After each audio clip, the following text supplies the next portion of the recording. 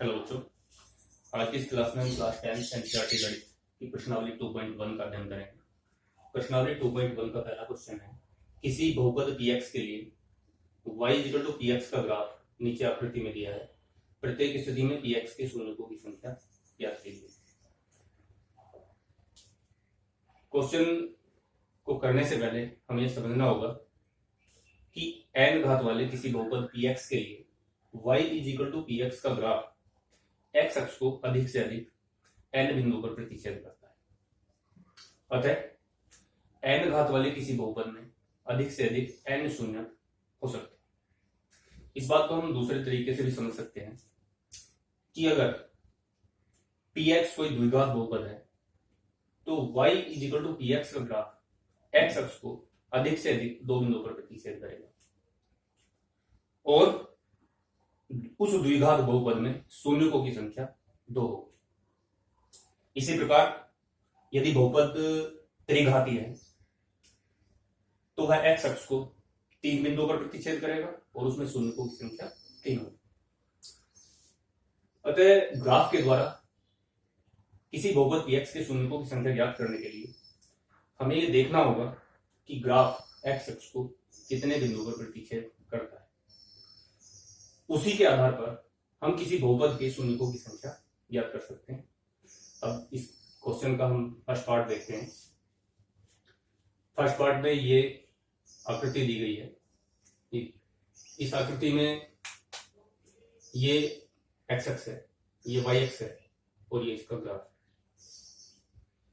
तो हमें देखना ये है कि हमारा ग्राफ x अक्ष को कितने बिंदुओं पर प्रतिच्छेद करता है। ये ग्राफ x अक्ष को किसी भी बिंदु पर प्रतिच्छेद नहीं कर रहा है, इसलिए इस स्थिति में बहुपद px के शून्यकों की संख्या 0 होगी, अर्थात इसका कोई शून्य नहीं होगा। इसी प्रकार हम क्वेश्चन नंबर सेकंड देखते हैं।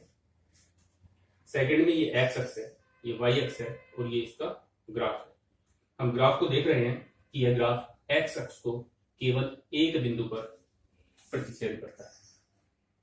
अतः इस स्थिति में बहुपद px के शून्यकों की संख्या केवल 1 होगी, क्योंकि जो ग्राफ है वो x अक्ष को केवल एक बिंदु पर प्रतिच्छेद कर रहा है। इसी प्रकार इस क्वेश्चन का थर्ड पार्ट है। यह आकृति दी गई है। इस आकृति में ये x अक्ष है, ये y अक्ष है। इसमें हम ग्राफ को देख रहे हैं। इस तरह से ये ग्राफ है। अब हमें ये देखना है कि ये ग्राफ x अक्ष को कितने बिंदुओं पर प्रतिच्छेद कर रहा है। तो ये ग्राफ x अक्ष को 1, 2 और 3 बिंदु पर प्रतिच्छेद कर रहा है।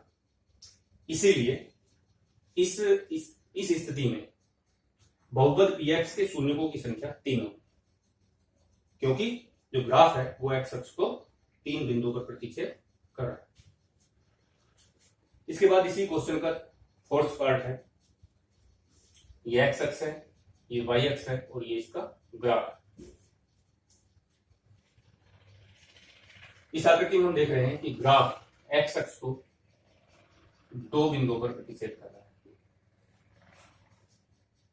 अतः इस स्थिति में बहुपद px के शून्यकों की संख्या 2 होगी, क्योंकि ग्राफ x अक्ष को 2 बिंदुओं पर प्रतिच्छेद करता है। इसी क्वेश्चन का पार्ट 5, इसमें x अक्ष, ये y अक्ष और ये इसका ग्राफ। हमें केवल ग्राफ को ये देखना है कि वह x अक्ष को कितने बिंदुओं पर प्रतिच्छेद करता है। उसी के आधार पर हम शून्यकों की संख्या ज्ञात कर सकते हैं।